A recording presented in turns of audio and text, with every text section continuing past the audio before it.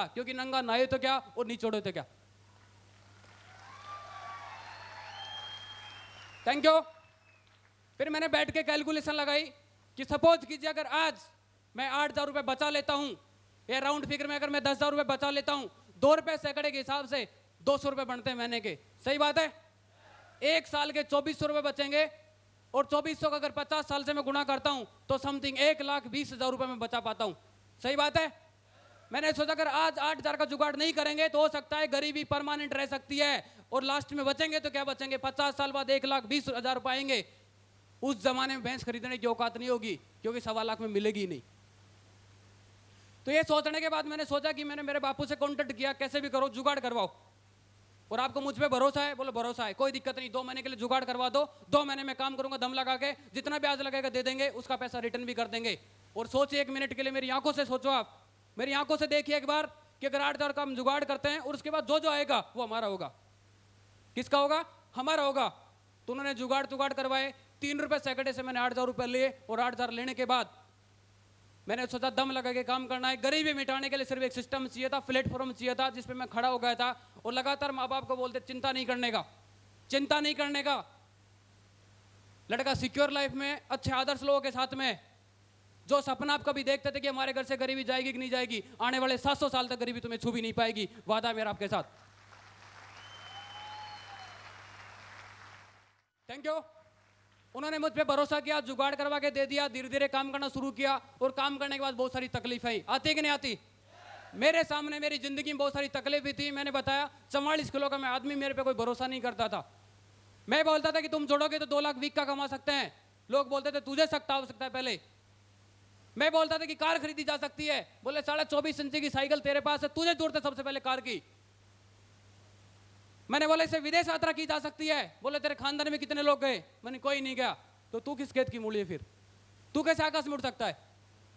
लोग बोलते थे कि ज्यादा सपने देखने की जरूरत नहीं। इवन शुरुआत मेरी फैमिली ने भी ये किया, विरोध किया कि ऐसा कुछ होता नहीं है। मेरे भाई ने बोला कि ऐसा कुछ नहीं होता, 2 दिन के चौचले 4 दिन बंद हो जाएंगे वापस। मैंने बोला तेरी दुनिया अलग थी, अपनी दुनिया अलग है। क्योंकि मुकेश प्रताप जब से पैदा हुआ है 14 साल से मजदूरी कर रहा है, 14 साल की मेरी उम्र थी, तब से लगातार संघर्ष कर रहा हूं। और आज तक जो जुबान दी है उसको पूरी करके दिखाई है। डायमंड बनने की जुबान दी है, बन के दिखाऊंगा। घर से गरीबी मिटाने की जुबान दी है, खुद मिट जाऊंगा, मिटने नहीं दूंगा लगातार, और गरीबी परमानेंट मिट जाएगी। ये सौभाग्य मुझे मिला है सिक्योर लाइफ की वजह से, जो कि परिवार को मैं सुखी दिखा सकता हूं। Thank you. बहुत सारे लोगों ने तकलीफें दी, लगातार कुछ नहीं हुआ। बहुत लोग शुरुआत में टोंट मारे, कुछ फर्क नहीं पड़ा। मेरा सिर्फ एक ही फोकस था, हिंदी पढ़ा लिखा आदमी हूं और हिंदी में 2 लाइनें मैं जानता हूं, और 2 ही लाइनों को प्रूफ करने के लिए सिक्योर लाइफ में हूं। सुनना चाहेंगे? मेरी खुद की जिंदगी बता दो जिनके लिए मैं काम कर रहा हूं। रही मन जग में 2 बड़े, दामोदर और दाम, दामोदर बैठा रहे, दाम करे सब काम। थैंक यू दोस्तों। अमीरी की परिभाषा मैंने आके सिक्योर लाइफ में सीखी कि अमीर आदमी की परिभाषा क्या होती है, लेकिन मैं आपको बताता हूं कि मेरी गरीबी की परिभाषा क्या थी। जब हमने किसी को कर्जा लिया, कर्जा मांग लिया किसी से 1 लाख रुपए, उसको उतारने के लिए फिर 3 रुपए सैकड़े मिलेंगे, उसको उतारने के लिए फिर 3 रुपए सैकड़े मिलेंगे, और उसको उतारने के लिए फिर 3 रुपए सैकड़े मिलेंगे। एडी से चोटी तक की ताकत लगा ले, कभी अमीर नहीं बन सकते हम। सच बात है कि नहीं? क्योंकि आग ही अंगारों से बुझाई जा रही है, जब अंगारों से आग बुझेगी तो कभी आग बुझ नहीं सकती। सच बात है कि नहीं? तो लगातार इस गरीबी को, घूंटे को उखाड़ने के लिए एक डिसीजन लिया, और लगातार किसी की बात नहीं मानी। मेरा फोकस सिर्फ एक ही बात के लिए था कि मुझे पैसा कमाना है, सिर्फ और सिर्फ पैसा कमाना। अर्निंग पर्पज मेरा यहाँ पे था। मुझे मालूम नहीं था कि पैसे कमाते कमाते मुझे बोलने का मौका दिया जाएगा, आप लोग मेरी बात सुनेंगे और ऐसे ऑडिटोरियम में मेरा सम्मान किया जाएगा। ये मैंने सपने में नहीं सोचा था। ये सिर्फ सिक्योर लाइफ की पावर है। Thank you. आगे बढ़ते रहे, लगातार टोंट मारे, ड्रीम लगा यहाँ से, ड्रीम लगा के मैंने एक एक चीज की पूर्ति की। सबसे पहले मुझे नीड हुई कि बाइक ले लेनी चाहिए, मोटरसाइकिल हमने ऐसे परचेज की। फाइनेंस नहीं हुआ मोटरसाइकिल का भी, 50 कम से कम 20 बार उसने हमारी इंक्वायरी की। इंक्वायरी करने के बाद हमारी शक्ल देखता था, मना करता था। मैंने सोचा यार अगर मोटरसाइकिल लेने में इतने पसीने आ रहे हैं और कार लेंगे तो पता नहीं क्या होगा। लगातार फिर उसको लिए, फिर आगे ड्रीम बनाया कि लैपटॉप, 2 लैपटॉप इस बिजनेस से लिए। लैपटॉप की वजह से मैं एक बात बता देना चाहता हूँ, 11th क्लास में मुझे बाहर कर दिया गया था। पढ़ाई छोड़ दी थी मैंने 10वीं पास करके, क्योंकि कंप्यूटर की फीस दी नहीं गई थी। लेकिन सिक्योर लाइफ की वजह से मुझे कंप्यूटर चलाना भी आता है। 2 लैपटॉप ऐसे खरीदे हैं मैंने। Thank you. और आगे बढ़े, सर ने बोला कार ले सकता है, मैंने बोला सर मैं तुच्छ प्राणी, और कार कार बहुत बड़ी होती है सर, वीआईपी लोगों के पास कार होती है, हम जैसे आदमी के घर में खड़ी करने की साइकिल की जगह नहीं है, आप बोलते कार ले सकते हो? ले भी आएंगे तो खड़ी कहाँ करेंगे, खड़ी कर देंगे तो साले चोर ले जाएंगे, और गरीब आदमी की दुनिया में कोई सुनने वाला नहीं है। सच बात है कि नहीं? सर ने बोला नहीं तू कार ले सकता है। मैंने बोला सर अगर आपको भरोसा है तो मुझे भरोसा होने लगा कि मैं कार ले सकता हूँ। कार लेने का मैंने पर्पज लगाया, उस टाइम पर्पज लगाया, और आज तक भी हमारे घर में कार खड़ी करने की जगह नहीं है। आज से 2.5 साल पहले कार लेने का एक ड्रीम लगाया, और कार लेने के लिए बहुत सारी चीज़ों की आवश्यकता पड़ती है। सच बात है कि नहीं? मैं आपको बताता हूँ कि मेरा वो बैकग्राउंड क्या है। सबसे पहले पूछा एम्प्लॉय है कोई घर में? मैंने बोला नहीं। बोला जमीन है? मैंने बोला नहीं। जमाबंदी? मैंने बोला जमीन ही नहीं तो बंदी नहीं है कोई भी, हाँ भी बंदी है सिर्फ यहाँ पे। बोला घर? मैं साहब घर ऐसा है जिसका पट्टा भी नहीं है, और जो उसको बेचेंगे तो 2 लाख बिकेगा नहीं वो। बोला तेरे पास क्या है? मैंने कहा मैं हूँ सर, गाड़ी मुझे चाहिए। बोला ऐसे गाड़ी वाड़ी नहीं देते हम। मैंने फाइनेंस वाले की बात बोली, भाई साहब आपने बहुत लोगों को फाइनेंस किया होगा, बहुत लोगों को आपने गाड़ी दी होगी, सब कुछ जिनके पास होता तो उनको तो कहीं से भी मिल जाता है। मेरे जैसे आदमी कार देके दिखा, असली फाइनेंस की ये पहचान है।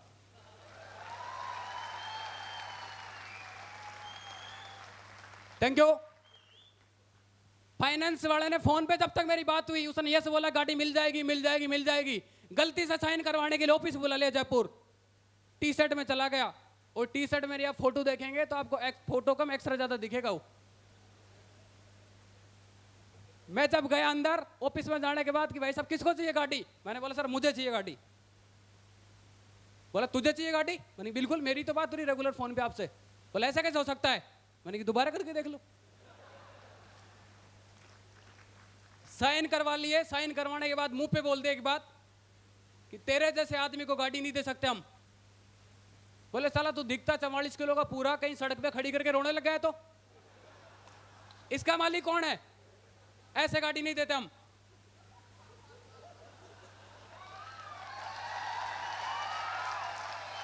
Thank you, thank you so much. मैंने कहा सर ये बात अगर मेरे पीछे से बोल देते तो शायद मेरा कलेजा नहीं दुखता। मुझ गरीब आदमी को बड़ी मुश्किल से तो विश्वास हुआ कि मैं कार ले सकता हूं, बड़ी मुश्किल से तो मैंने हिम्मत जुटाई कि मैं कार ले सकता हूं, मैं कार में बैठ सकता हूं, और आप मेरे मुंह पे बोल रहे कि तुम तेरे को देंगे नहीं हम। 3 दिन बचे हैं सर, मुहूर्त का दिन है 3 जून का, और आप 28 तारीख को मना कर रहे हैं, और मैंने बहुत लोगों को कमिटमेंट कर रखा कि मैं कार लूंगा। उधर से फाइनेंस वालों ने मना कर दिया, इधर जिन जिन लोगों को पता था कि मैं कार लूंगा सुबह 4 बजे फोन लगाते हैं, हाँ जी मैं बोल रहा हूँ तू कार ले रहा बताया। मैंने बोला साला कार मैं ले रहा हूँ तो 4 बजे फोन क्यों कर रहा, सुबह 6 बजे कर लेता। कार की चिंता मुझे होनी चाहिए कि मेरा फाइनेंस नहीं हो रहा, तुझे किस बात की टेंशन? तुझे लड्डू खाने 3 खाना।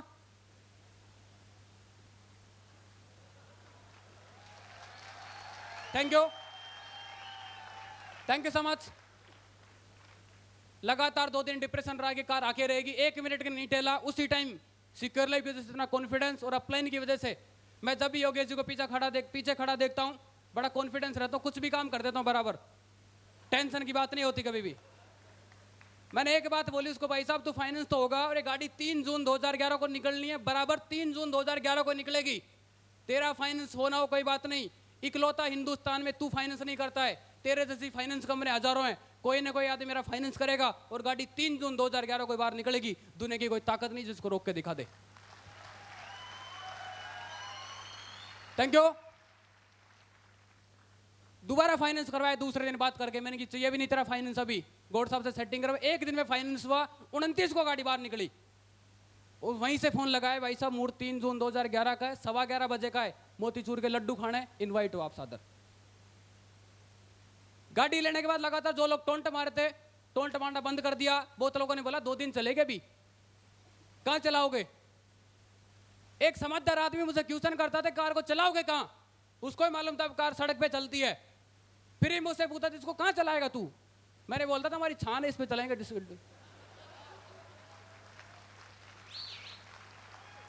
Thank you. इतना नॉनसेंस क्वेश्चन करते थे, सालों को खुद को भी शर्म नहीं आती थी कि बोल क्या रहे हैं। चलाएगा कहां? बोला ऐसा कुछ नहीं होता है। बहुत लोगों ने बोला साला खुद कार में घूमता है, घर में चूहे भूखे घूमते हैं। मैंने कि बेटा चिंता नहीं करने का, चूहे हमारे घर में आज भूखे घूमते, इसका मतलब ये कि मैं पैसे कमाने की आवश्यकता जो हम कमा रहे हैं। Thank you. और मुझे ऐसा लगता था कि चूहे भी उसके घर में जाते हैं जिसमें कुछ मिलने के चांसेस होते हैं।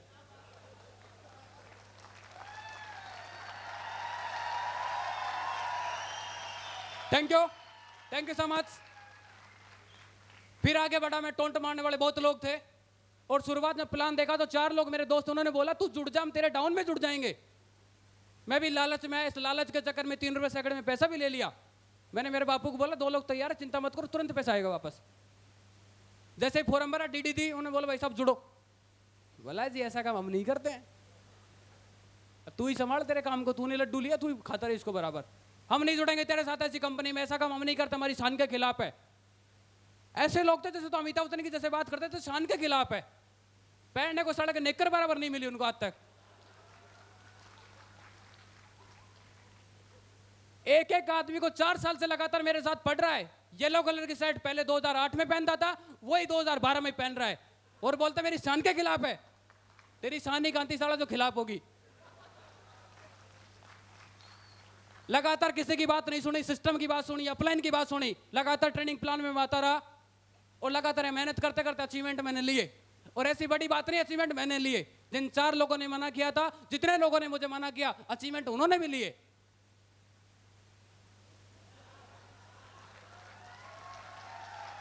Thank you. ऐसा नहीं कहता कि साहब मैंने मेहनत की, मैंने अचीवमेंट ली, अचीवमेंट उन्होंने भी अच्छे अच्छे बनाए। हमने अचीवमेंट ली, मैंने आपको बताया, मैंने लैपटॉप ली, मैंने कार ली, मैंने बाइक ली, मैंने विदेश यात्रा की। उनसे जब अचीवमेंट की बात करेंगे, एक ही चीज निकल के आएगी, ओ।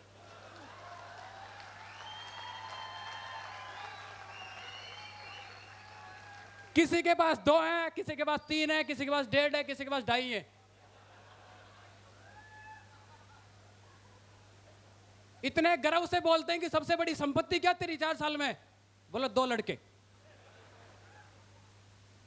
तूने 4 साल में क्या किया? बोलो शादी कर ली ना। हमसे जब 4 साल बाद हम मिलते हैं, हम 4 साल हो गए इसमें, 4 साल में मिलते हैं तो हमने बताया कि हमने ये लिया। हम उनसे बात करते कि आपने क्या क्या लिया? बोला ना लड़का पैदा कर दिया। ये उनके अचीवमेंट थे। मैंने बोला बेटा तुमने राशन कार्ड के नंबर बढ़ाए, हमने 5000 की टीम बना दिए, तो हमारी गरीबी मिटाएगी यहां से। Thank you. आज नजरें मिलाने के लायक नहीं है कि किस मुंह से इस आदमी से बात करें। मुझे घर नहीं ले जाते हो क्योंकि मैं सीधी बात नहीं करता उनसे। एक बार किसी से मेरी मुलाकात हुई जो टोंट मार सबसे ज्यादा परेशान करता था मुझे, वो आगे चलता पैदल चलता दिखाई दिया, गाड़ी के ब्रेक लगाए, मैंने कहा भाई साहब बैठ जाओ। हुई, अरे मैंने कहा बैठ जा, टक्कर नहीं मारूंगा। मन तो ऐसा करता था कि साले उठा तू सीधा ही। मैंने कहा चिंता नहीं कर, बैठ इसमें। बैठाया, घर तक ले गया। घर वालों को बोला चाय चू पिलाओ यार, कार लेके आया, कम से कम पेट्रोल तो जलाओगे इतना। अच्छा बेटा तू क्या करता है? मैंने बोला मैं वही काम करता हूं जो तेरे छोरे को 4 साल पहले पता था, इसने मना किया, मैंने हाँ किया। ये कार अपनी अभी, अब उसको कोसती है। तेरे को शर्म आनी चाहिए थी, छोरे का लगना चाहिए था, तुझे ये करना चाहिए था। लड़ाई चालू, अपना वापस चलो वापस। Thank you. वो बोलते थे चाय तो पी जा, मैंने की पी ली मैंने तो। मेरी चाय की पूर्ति हो गई बराबर, क्योंकि 4 साल पहले लोगों ने मुझे बहुत सताया था। अब तुम इसको पंच मारते रहना, मैं रवानगी लेता हूं ऐसे। इस चक्कर से लोग मुझे घर पे भी नहीं लेके जाते, राम रमी बाहर से करते, बोल इधर ही रहे। दोस्तों लगातार टोंट से और गरीबी का एक ही डायलॉग था कि नित कमाना नित खाना, नहीं मिले तो भूखे सो जाना। इस सिद्धांत पे हम रेगुलर काम करते रहे और मेरे माँ बाप ने बड़ा संघर्ष किया, बहुत बुरी गरीबी देखी है। और गरीबी के हालात में आपको बता रहा हूँ कि डेली मर मर के जीते थे हम। एक दूसरे की शक्ल देखते थे। एक बार 8000 का जुगाड़ किया, चेक नहीं बना, काम तरीके से हुआ नहीं, चेक बना नहीं। जब भी घर में पंगा होता तो सब मेरी तरफ आंख निकालते थे, बोले तूने 8000 नहीं लिए होते ना तो ये दिन नहीं देखने पड़ते। मैंने बोला चलो कोई बात नहीं, मेरे तो 8000, अब जो पिछला 3.5 लाख है वो भी तो है। मेरे 8000 भारी पड़ते थे 3.5 पे।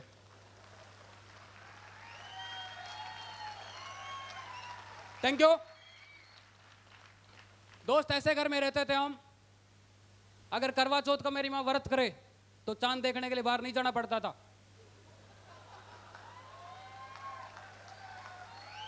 Thank you. हमारे मेन गेट के ऊपर इतना बड़ा छेद था, जितनी बड़ी लाइट दिख रही है उसमें से आर पार देख के बराबर अर्घ दे सकती थी, बराबर टेंशन नहीं था।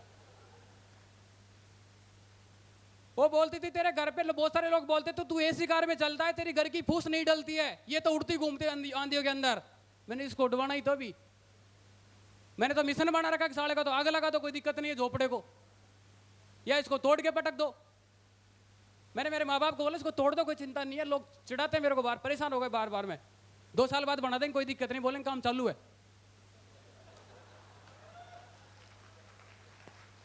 Thank you. मैंने बोला इसको तोड़ दो, कोई बात नहीं, 2-3 साल में बन भी जाएगा, थोड़ा थोड़ा बना लेंगे। लोग बोलेंगे काम चालू है, लोगों को उम्मीद है कि बनाएगा। कम से कम ये तो नहीं बोलेंगे कि तू एसी कार में बैठता है, तेरे माँ बाप छप्पर में रहते हैं। मैंने बोला तोड़ दो, नहीं मैं आग लगा दूंगा इसको। अब उन्होंने मेरी बात मानी, मैं खुद लग के मेरे हाथों से बिल्कुल श्री गणेश करवाया। स्टार्ट मैं ही करता हूँ कोई भी काम होता है जो। मैंने बोला अब लगे रहो, और उधेड़ के मुझे बताते ना कि सब टूट गई है पूरी। सिक्योर लाइफ वजह से जैसा वो चाहते थे, मतलब हमारे मोहल्ले के हिसाब से आज की डेट में सबसे बढ़िया घर सिक्योर लाइफ वजह से बना दिया है मैंने वहां पे। Thank you. आज हमारी गली के अंदर अगर सबसे बड़ी छत होगी तो हमारी है। सबसे ऊंचा अगर घर किसी का मिलेगा वो हमारा है, क्योंकि सबसे पहले गड्ढे में हम ही थे। सबसे पहले बारिश का पानी घुसता था तो हमारे घर में घुसता था, हम वेट करते थे कभी रुकेगी तो पानी बाहर निकालेंगे। आज पानी की हिम्मत नहीं और मोहल्ले वालों की हिम्मत नहीं पानी अंदर डाल दे, क्योंकि 3 फीट ऊपर लिया सड़क से। तो थैंक यू। बहुत सारे संघर्ष आए, बहुत सारे लोग टोंट मारे, बहुत बार विचार आता था कि इस काम को छोड़ दिया जाए, लेकिन मुझे लगता था कि बेटा इसके अलावा तेरे पास ऑप्शन भी नहीं है। और मकसद बना के पूरा, और बोला तूने, मैंने खुद से बात करता था कि मैंने कमिटमेंट किया हुआ है कि डायमंड इस बिजनेस में बन के दिखाना है तुझे। दोस्तों आपके आशीर्वाद से, इस टीम के एफर्ट की वजह से और सर लोगों की गाइडलाइन की वजह से रूबी में तक पहुंच गया हूं, और डायमंड इसी 20 जुलाई 2014 तक बन के आपके सामने वापस आ रहा हूं। Thank you. मेरे पिताजी यहाँ पे बैठे हैं, उनको लगता था कि कुछ होगा कि नहीं होगा, बहुत फिक्र होती थी बेचारों को, पता नहीं क्या होगा क्या होगा क्या होगा क्या होगा। पहले मेरे माँ बाप को फिक्र होती थी कि पहले जब चेक नहीं आते थे, जब हमने जुबान दी, उनको कमिटमेंट पूरा नहीं कर पाए थे, तो उनको फिक्र होती थी क्या होगा। लेकिन सिस्टम की वजह से और अपलाइन की ताकत की वजह से आज उनको फक्र होता है कि बहुत कुछ होके रहेगा, यहाँ से बहुत कुछ होगा। Thank you. कभी भी मुझे आगे बढ़ने के लिए अगर लगता था कि तेरा मोबाइल बेच के तू आगे बढ़ सकता है 1 कदम, तो मैंने बोला कि हर बार थोड़ी मोबाइल बेचने पड़ेंगे, 1 बार बेच देंगे, 2 बार बेच देंगे, लेकिन तीसरी बार तो परमानेंट सोल्यूशन होगा कि जेब से निकाल के देंगे। ऐसा बहुत बार मैंने किया। मुझे लगता था कि तेरी फीस अगर मोबाइल बेचने से जा सकती है, बेच दो, कोई दिक्कत नहीं, ट्रेनिंग लेना बहुत कंपलसरी है, क्योंकि ट्रेनिंग लेके वो विचार दिमाग में आएंगे, ऐसे हजारों मोबाइल खरीद सकते हैं हम। Thank you. एक बार मोबाइल चाहिए था बिजनेस शुरू करने के लिए, मोबाइल था ही नहीं, पैसा भी नहीं था, बहुत कर्जा था। सुबह से हमारे को मिलने नहीं आता था, सब कर्जे वाले आते थे राम के भगत ही। कोई तो सूता ही उठा लेता था, कहाँ गए भाई। मैंने बोला यार जिंदगी बहुत खराब, इसके चक्कर में तो घर जाके सोता ही नहीं, घर पे जाने की इच्छा ही नहीं होती मेरी। इसलिए नहीं होती कि कर्जे वाले बहुत थे, आज नहीं है। आज लगभग वो सल्टा दिया मैंने सारे लोगों को, दुनिया से नहीं कर्जे से सल्टा दिया है। Thank you.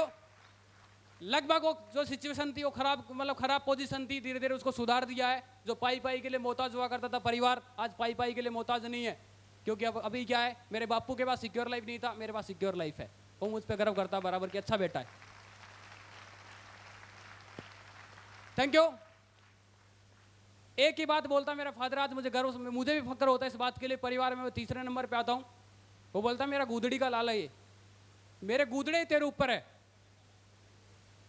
पूरा परिवार तुझे चलाना है। मैंने बोला कम से कम आपने विश्वास तो किया कि लड़का परिवार चला सकता है। बापू चिंता नहीं करने का। पहले बापू मुझे डायलॉग देता था, इस कांधे चढ़ इस कांधे उतर। आज बापू को बोलते हैं, वापस डायलॉग रिपीट कर दिया है, बापू चिंता नहीं करने का, खुला खेल, आराम से घूम, इस कांधे चढ़ इस कांधे उतर, लड़का जिंदा है भी, करके दिखाएगा सब कुछ, करके दिखाएगा सब कुछ जो आप बोलेंगे।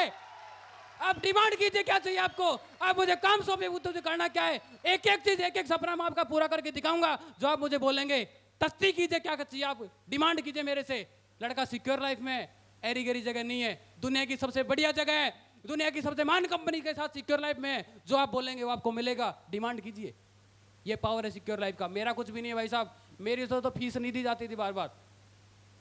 आप बिलीव नहीं करेंगे, अभी मैं फोर्ड कंपनी गया था गाड़ी लेने के लिए, ओपीजी गाड़ी दिलवाने के लिए। मैंने उस मैनेजर से बात की जो हमारे विराटनगर का है। मैंने बोला कहाँ रहते हो? बोला मैं वहाँ रहता हूँ। मैंने बोला तू रवि का भाई है क्या? बोला हाँ, जो मामा गुटखा बेचता है। मैं कि मैंने तेरे भाई के साथ जो शादी पार्टी होती है उसमें मैंने ट्यूबलाइट उठाई है। बोली मैंने भी उठाई है। 20 रुपए मिलते थे, पूरी रात 3-3 घंटे तक उसको कंधे मत्थे पे रख के या हाथ में लेकर लगातार दुनिया को रोशनी दिखाते कि इनकी शादी हो जाए।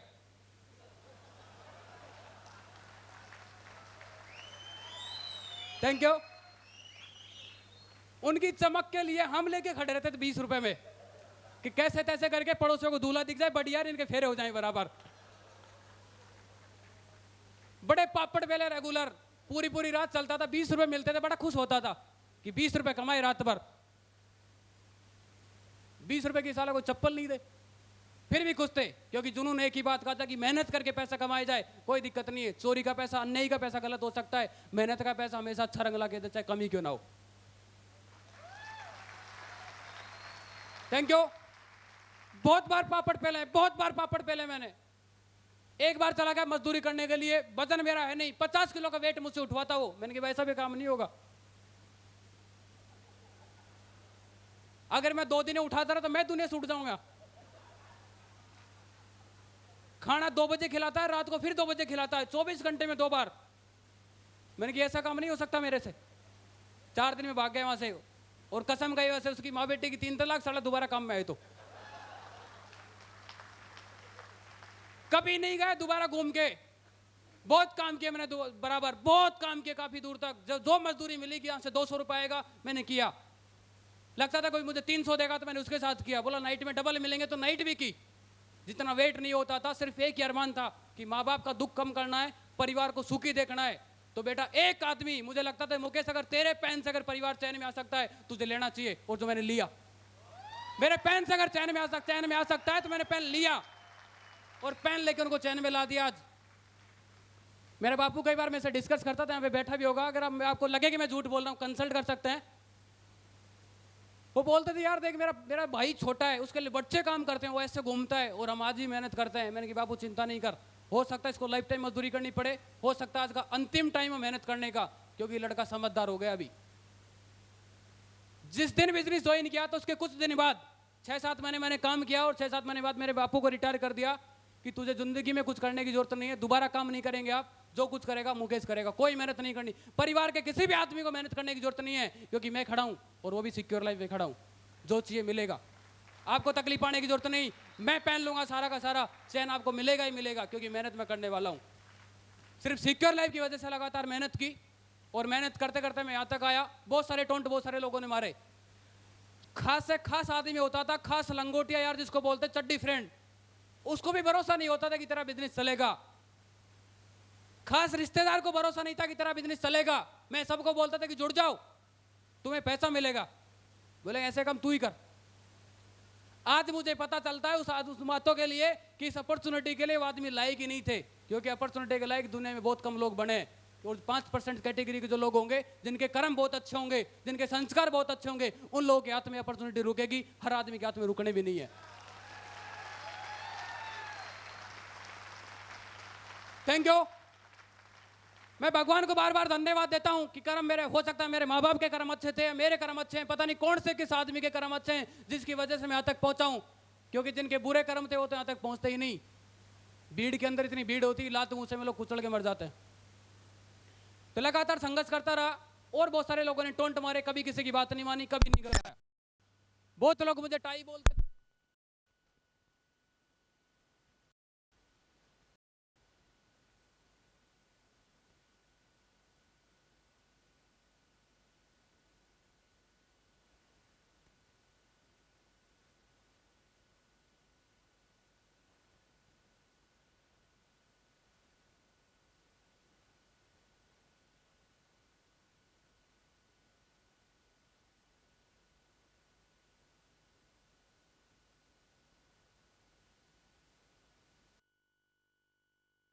गरीब की गाय बता दे।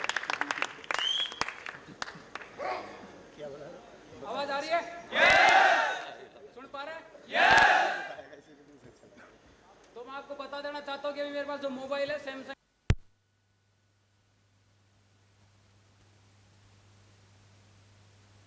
बाद में बताना।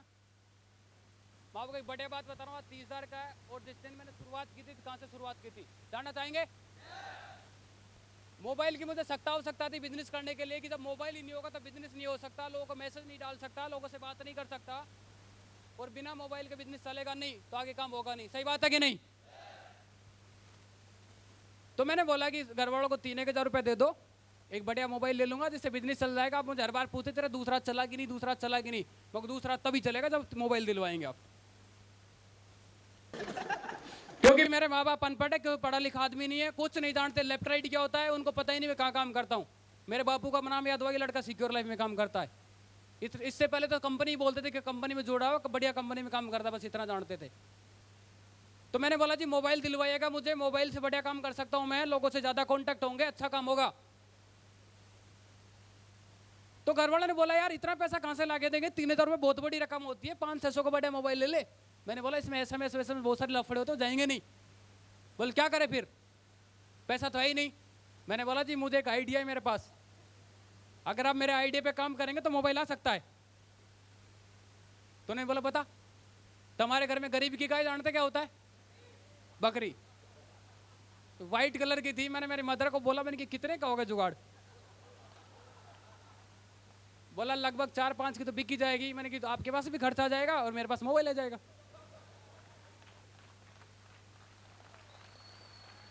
Thank you. अभी भी ताली नहीं बजाना, अभी लास्ट पॉइंट बोल रहा हूं मैं आपको। पैसा लिए, बकरी बेच दी, पैसा ले लिया, मोबाइल खरीद लिया, 2-4 दिन चलाया। शाम को चार्ज लगाना था, डेड होने के बाद मेरी बड़ी सिस्टर को मैंने बोला इसको चार्ज लगा दो। उसने पिन लगाई, लाइट नहीं आई, हो सकता तार खराब होगा। उन्होंने पिन काटी, तार छीले, सीधे अंदर डाल दिए। मोबाइल बेचारा वहीं सिमट गया तुरंत ही, वहीं की वहीं राख हो गया, धुआं छोड़ रहा दिखाया कि मैं आपका साथ नहीं दे सकता अब।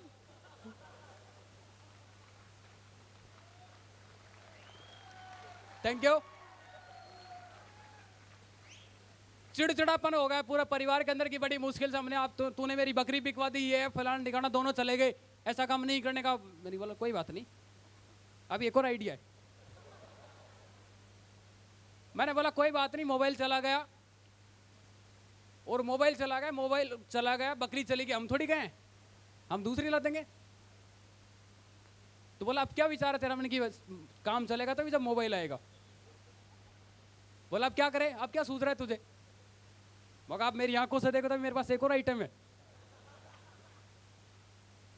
बोला क्या करना है? मैंने बोला बकरी का छोरा क्या कर रहा है यहाँ पे? Thank you. और कहावत है कि बकरे की माँ कब तक खैर मनाए, आज नहीं तो कल, कल नहीं तो साला बिकना ही है। जब जरूरत के टाइम नहीं बिक रहा है तो फालतू बिकने का फायदा इसका? जरूरत आज है पैसे की तो आज बिकना चाहिए। उसको भी बेच दिया बेचारे को। फिर मोबाइल आया, धीरे धीरे धीरे ऐसे अपडेट हुआ, और इस बार तो मैंने बोला कि मैंने 30,000 का मोबाइल लिया है, कुछ नहीं बेचा है, सिक्योर लाइफ से चेक बनाया, उसका खरीदा है। Thank you. जो ये मोबाइल की कीमत है, पहले मैं बड़ी मुश्किल से मेहनत करके महीने में 2,000-3,000 कमाता था, लेकिन जो मोबाइल मैंने परचेज किया है, 1 वीक की इनकम से परचेज किया है, 7 दिन का जो पैसा कमाया उससे मोबाइल लिया है मैंने सिस्टम की वजह से। Thank you. माँ बाप भी खुश हैं, बकरी भी दोबारा आ गई।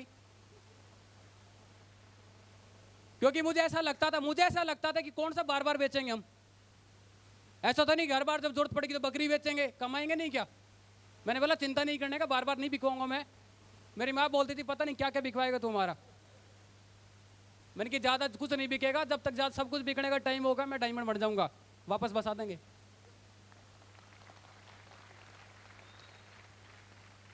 Thank you.